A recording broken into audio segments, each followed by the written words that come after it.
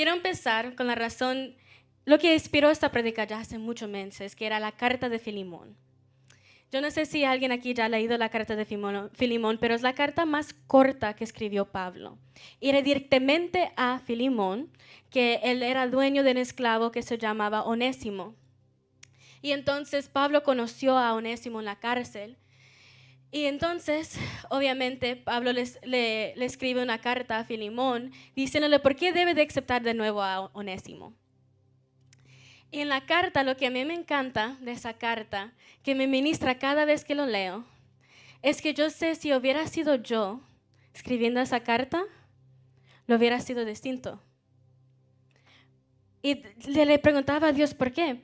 Y la razón por qué era porque la vida de una persona estaba en las manos de Pablo. La vida de Onésimo estaba en las manos de Pablo, porque en ese tiempo un esclavo que se escapaba, un fugitive, ¿qué crees que hacían? Lo piedraban, lo mataban. Pero Pablo solo lo manda con una carta diciendo, go ahead. Y escribió la carta más pequeña que él ha escrito. Y cuando él escribía a iglesias, lo escribía como 3, 4 páginas. Pero esta carta que tenía la vida de una persona, ni una página escribió. Y cuando yo vi eso y entendí eso, yo dije, wow, Señor, si hubiera sido yo escribo la carta más larga de la humanidad.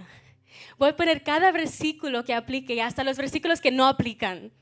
Yo pondría de todo en esa carta, porque yo reconozco que la vida de una persona está en mis manos. Pero Pablo no ha sido así. Y yo le preguntaba al Señor, ¿por qué? ¿Por qué Pablo pudo escribir con tanta certeza y la manera que Pablo escribía? Y solo dijo, cuando él escribía, solo dijo que yo sé que tú tienes la autoridad para hacer lo que quieres hacer.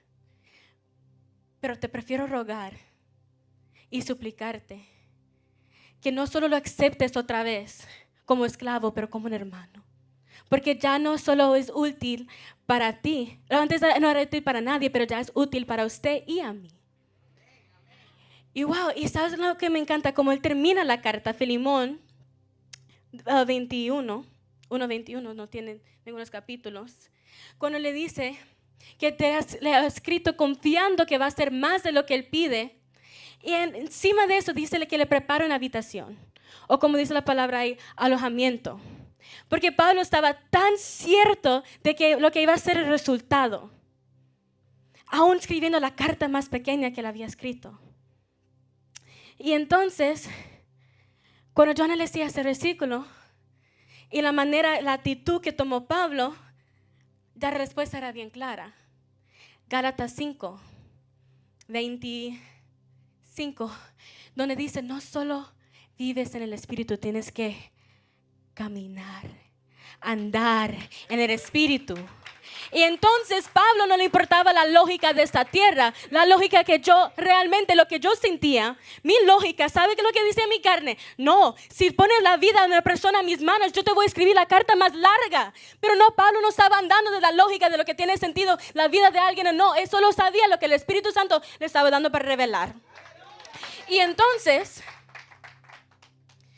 esa carta, él no lo hizo realmente para rogarle.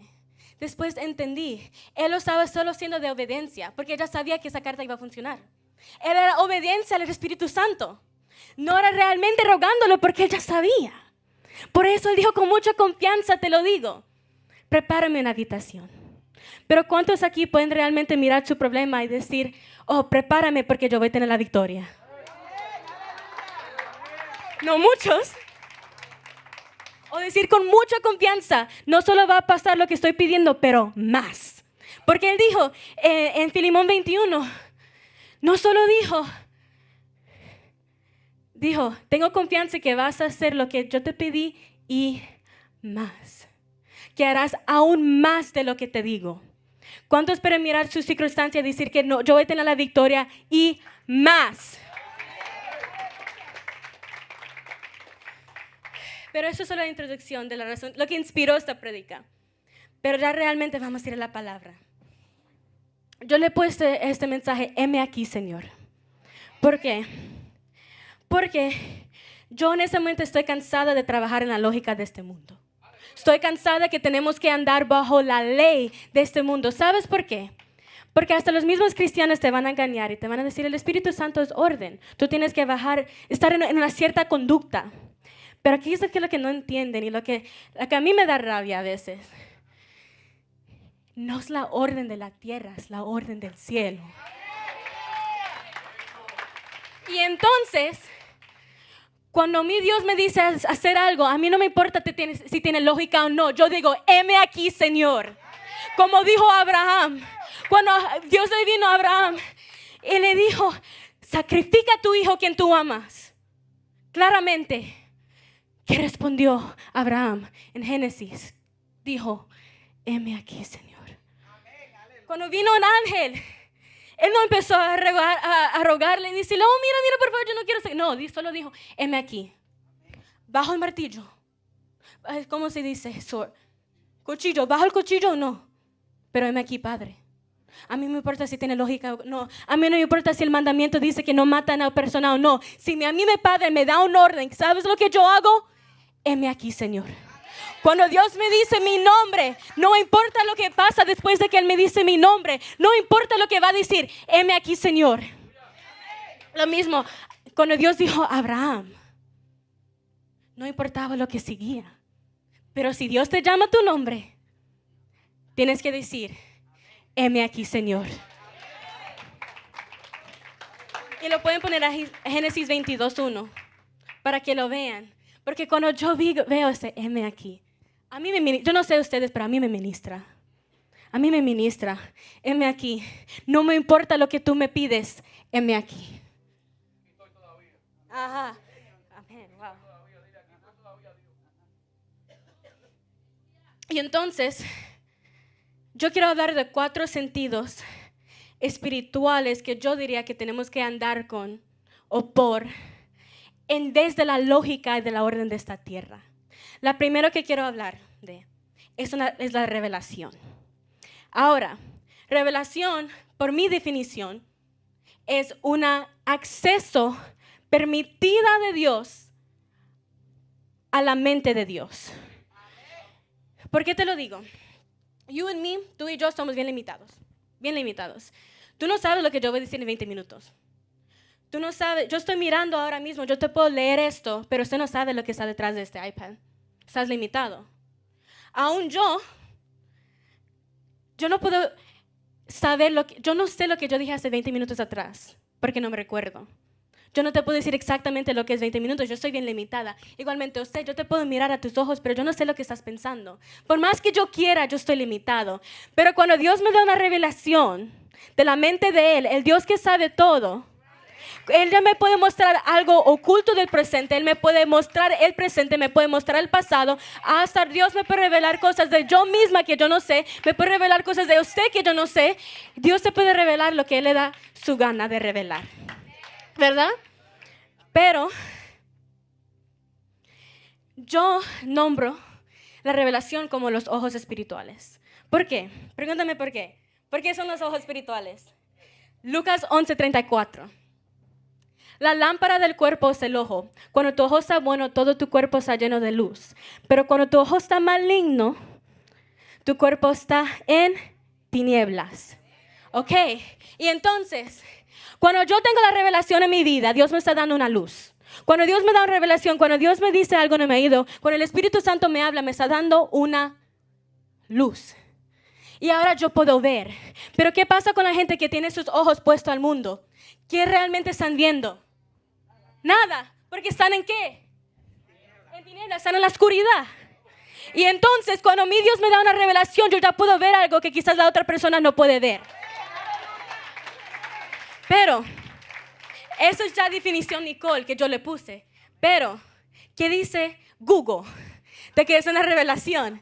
So when I search up define revelation, dice que es algo para guiar o para inspirar. Y cuando yo leí eso, automáticamente yo pensé, wow, la revelación requiere un acto secundario. Porque si yo estoy guiando algo, cuando yo guío un carro, yo lo saco de park, de estacionamiento y lo pongo en ¿qué? En drive. ¿Por qué lo estoy poniendo en drive? Porque quiero arrancar. Y al mismo pongo mi pie en el acelerador y empiezo a manejar. Y ya el carro tiene que ir donde yo diga que el carro va a ir. Cuando yo muevo el volante, el carro se tiene que girar donde yo estoy poniendo el volante. Por más que el carro quiera hacer otra cosa, cuando yo estoy guiando el carro, está bajo de mi autoridad, por donde yo pongo el volante, por donde si yo lo pongo park un momento, está en estacionamiento. Cuando yo arranco el carro, tiene que ir donde yo lo guíe. Igualmente, cuando Dios te da revelaciones para quitarte del estacionamiento, ponerte en drive, para que arranques, si Dios mueve el volante para ir a la izquierda, tienes que ir a la izquierda. Cuando Dios mueve el volante para ir a la derecha, tienes que ir ¿dónde? A la derecha, tú no puedes ir a la izquierda ya. Y cuando Dios te dice, park, te tienes que frenar. Y cuando Dios te dé una revelación para ir para atrás, algo del pasado, te pone en ¿qué? En reverse. Para mostrarte lo que no habías fijado antes. Pero es guiar y también quiere la otra, inspirar. Cuando Dios te inspira, o Dios te da una revelación con la intención de inspirar, es porque tienes que cambiar la manera que estás viendo las cosas. Porque si yo te voy a inspirar, si estás dibujando algo y quizás solo no se ve bien, yo quizás puedo venir a ti e inspirarte y decir, maybe tienes que cambiar el color. Maybe tienes que cambiar la brocha que estás usando, porque estoy inspirando tu mente a pensar distinto. Como decimos en inglés, think outside the box. Pensar fuera de la caja. Y entonces cuando Dios te inspira es porque la manera que tú estás pensando no está funcionando. Y te tiene que inspirar para que piensas de otra manera, voltearlo. Quizás tienes que encontrar otra manera. Maybe el ayuno que estás haciendo no es la respuesta. La oración que lo estás haciendo no es la oración correcta. Tienes que cambiarlo. ¿Y por qué digo eso? Lucas 11:33. El versículo anterior, estábamos en Lucas 34, ya estamos en el 3. Nadie pone en el culto la luz encendida, sino en el candelero, para los que entran vean la luz. Acuérdate que yo te dije que la revelación requiere algo secundario, ¿verdad? Cuando Dios te da una revelación, cuando Dios te dice algo, es para que cuando Él te dé esa revelación te llenes con una luz, para que todos que entran vean ¿qué? La luz, que un resultado a esa revelación. Dios no te habló solo por hablar, Dios no hace eso. Dios no hace eso. Dios no te revela algo solo para quedarte ahí. O, al contrario, cuando Dios te revela algo para otra persona, no es para que lo pongas debajo de un bucket, para que escondas esa luz. Cuando Dios me dice algo bueno de la palabra, no es para yo tenerlo aquí detrás de mí, para yo usarlo. Es para que lo des a otra persona, para que inspires a otra persona, para que guíes a otra persona, para que vean que la luz. Es exactamente lo que se trata de predicar, lo que estoy haciendo ahora mismo. Yo puedo coger esta revelación y dejarlo para mí, pero eso no es bíblico, porque dice que tienes que coger esa revelación y ponerlo en el candelero para que todos los que entran vean la luz. Vamos a ir al segundo. Esa es la primera revelación. La segunda es táctica. Táctica. Why that? Esto yo lo nombro el puente. ¿Por qué un puente? ¿Por qué usar estrategias como un puente? Porque aquí es donde te voy a dar el secreto porque todos los del mundo se estancan y porque los cristianos se estancan. Porque saben que tienen que hacer algo, pero hay un puente entre saber que tienes que hacer algo y hacerlo. Porque yo sé que tengo que traer liberación a un sitio, yo sé que tengo que evangelizar a una persona, yo sé que tengo que orar, que tengo que ayunar, que tengo que hacer lo que sea. Pero como no sé cómo hacerlo, nunca llego ahí, porque me freno ahí. Ahí es donde se frena el mundo. El mundo sabe que tiene que ser personas exitosas, pero nunca saben cómo llegar. En el cristianismo, saben que eres una persona de propósito, pero como no sabemos cómo llegar ahí, no haces nada. Y entonces, la táctica, you guys are great. Es una estrategia que usas, que hasta se tiene que usar en la oración. ¿Por qué en la oración? Santiago 4, no sé el versículo, sorry. Solo que está en Santiago 4, que nos dice, no recibes porque pides mal. Y lo usas en tus propios deleitos, sí. Sorry, it's from memory. Pero eso me dice a mí, Por ejemplo, si estás orando por una circunstancia que se cambie, ¿verdad? Quieres que algo que se tuerce, estás pidiéndole que Dios haga algo y nada pasa, ¿verdad? Porque quizás Dios se quiere humillar primero para que dependes de Él. Dios quiere que ores por tu corazón. Dios quiere que ores por tu hogar antes de poner tu vista para afuera. Quizás Dios quiere que tú empieces a orar si quieres orar por tus finanzas, por ejemplo, Dios quiere primero que tengas dominio propio primero. Que hagas la oración de dominio propio para que no malgastes ese dinero. Si quieres liberación en tu familia o en las calles, tienes que primero trabajar en quién, en ti. Porque ¿a quién vas a liberar si tú no estás liberado? Si tú estás atado. Y entonces, hasta tu oración requiere táctica. Porque sí, quizás Dios te quiere entregar algo. Qué bueno. Dios siempre quiere bendecirnos. Pero if you're not ready, you're not ready. Y a veces tu oración tiene que ser para el preparamiento y no necesariamente el resultado. Y igualmente, otro ejemplo de que la oración requiere una táctica, Daniel oraba 3 veces al día, ¿sí o no? Daniel 6 te lo explica. Pero mucha gente espera estar en el pozo de leones para empezar a orar 3 veces al día. Pero Daniel sabía que lo que le iba a proteger día y noche, el que él oraba 3 veces al día, y entonces no importa si él anda en sombra de valle y muerte, su Dios está con él.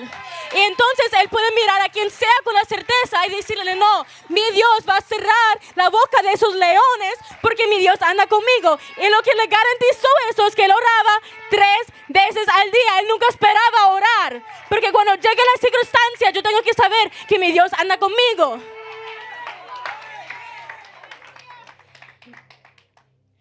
Y también, la táctica no es exclusiva para nosotros, Dios también usa táctica. Acuérdate que yo te dije que la táctica es como un puente.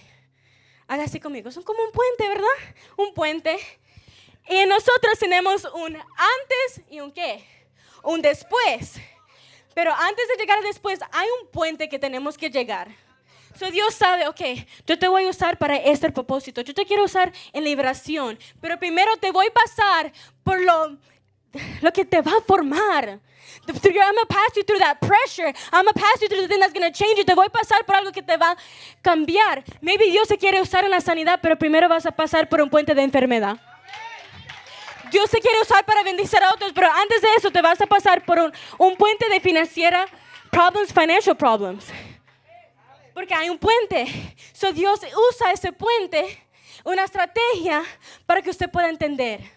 Para usted ponerte en los zapatos de otra persona. Para usted saber cómo lidiar con las cosas. Para usted obtener sabiduría. Para usted tener táctica y entender. Y entonces el mismo Dios usa como un puente. Para tener nuestro antes y nuestro después. Y cuando terminas esa, hay otra. Y otro puente. Y otro puente. Porque hasta Dios usa la táctica con nosotros.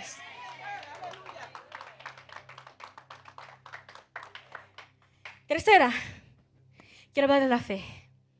Porque para mí la fe no es que yo creo en Dios. Para mí fe es un compromiso. ¿Sabes por qué?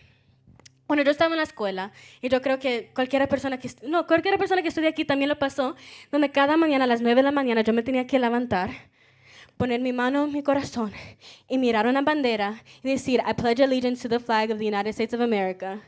Y decir que cada mañana yo estoy en una lealtad con los Estados Unidos. ¿Pero por qué? Porque si llega una guerra, todos esos mismos muchachitos que estudiaban conmigo de edades 18 a 22 años, se van. Entonces se ponen un compromiso donde tienes que estar en lealtad, porque el momento que yo te necesito, te voy a jalar. Y igualmente la gente que quiere ciudadanía en los Estados Unidos, they have the U.S. of naturalization. Y entonces tienes que jurar que estás en lealtad con este país y no con la tuya. Y hasta te dan una banderita para que estés feliz y ¡yay! Pero si hay una guerra, ¿qué pasa? ¿Te va a dejar cómodo ahí? No. Pero tranquilamente, ok, pasé 18 años ahí. I pledge allegiance to the flag of the United States of America. Pero cuando Dios me llama y me dice, mira, yo te he bendecido toda tu vida, yo te he dado un lugar para dormir, yo te he dado comida cada día y yo te he dado todo Como hizo los Estados Unidos, que los Estados Unidos te da un país de libertad. Y Dios también te da todo para que estés cómodo. Pero cuando Dios dice, I need you, no. Porque la misma manera que pones tu mano arriba para decir a Pledge Allegiance, tienes que poner tu mano arriba y decir, heme aquí, Señor, ¿qué necesitas? Me has bendecido, me has dado todo lo que yo más podré anhelar. Entonces ya cuando tú me llames, a mí no me importa lo que digas, heme aquí, Señor.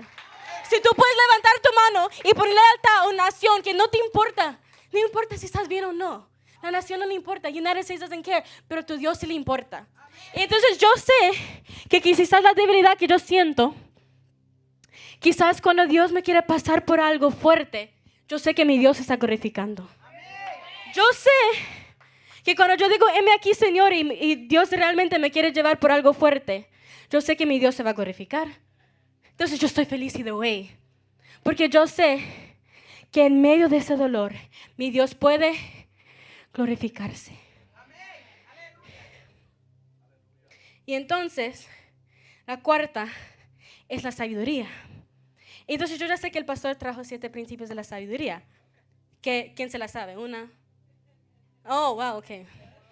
Cordura, consejo, temor a Jehová, humildad, el buen juicio, identidad y disciplina, ¿verdad? Pero no quiero tocar mucho ese tema porque ya pastor nos ha enseñado mucho de la sabiduría, ¿verdad? Pero sí quiero tocar un tema. Que la sabiduría, muchos cristianos piensan that it's going to fall right on their lap. I don't know how you say that. Que se te va a caer encima. Que porque yo oro, yo vengo a la iglesia, yo adoro al Señor desde la profundidad de tu corazón y está bien. Me alegra que tú amas al Señor. Pero si así funcionara, pues David hubiera sido el más sabio. ¿Por qué? Porque David era un hombre conforme al corazón de ¿qué? De Jehová. David amaba al Señor. Lo amaba. Pero yo no vi a David rogándole por sabiduría a Dios. Pero ¿quién hizo la oración de sabiduría? Salomón. ¿Quién fue el rey sabio? Salomón. Y cuando miras el ministerio de David, la manera que él se levantó como un guerrero y él enfrentó a Goliat, pero cómo es, él siempre tenía un problema encima. No, I'm sorry, pero él siempre lidiaba con sus hijos, esos hijos que eran bien malcriados. Y entonces también David tenía que siempre estar escondiendo, un guerrero escondiéndose de Saúl que le iba a matar, de su propio hijo, se escondía. Pero cuando leo los salmos, sí, él decía que su palabra, que la palabra de Dios era como una linterna a sus pies. Que su palabra era más dulce que la miel. Pero David nos estaba diciendo, yo quiero lo más profundo de tu palabra. Lo que los otros no pueden ver. Esa es la revelación de tu palabra, la sabiduría de tu palabra. Pero se conformaba con la linterna a sus pies, con el sabor a miel. Pero después viene Salomón y dice, no, tú bendiciste mucho, te doy el versículo. Kidding. Mas Salomón amó a Jehová, andando en los estatutos de su padre David, solamente y quemaba incienso en los lugares altos. Y entonces, él sí reconoció, mira, yo sé que hiciste buenas cosas con mi padre, pero yo quiero algo más que mi papá no tuvo. Entonces Salomón, lo que me gusta de eso es que Salomón, esto era en ese versículo, yo no sé si lo pueden encontrar, yo no puse me imagino que es Kings, la cosa, pero dice, mas Salomón amó a Jehová, andando en sus estatutos de su padre David, solamente sacrificaba y quemaba incienso en los lugares altos. Entonces Salomón ya amaba al Señor y guardaba sus mandamientos, pero él tuvo que pedir algo de añadidura. Porque Dios le preguntó a Salomón, ¿qué quieres? Él le pidió algo de añadidura. You guys are awesome. Y entonces, eso me dice a mí, si tiene que haber una añadidura, yo no lo voy a conseguir solo viniendo a la iglesia. Yo tengo que pedirle a Dios esa sabiduría. Yo tengo que luchar por esa sabiduría. Yo tengo que andar en esos 7 principios, como decía el pastor, para obtener esa sabiduría. No me va a llegar solo porque sí. David hubiera sido sabio. Pero no, se lo tengo que pedir a Dios.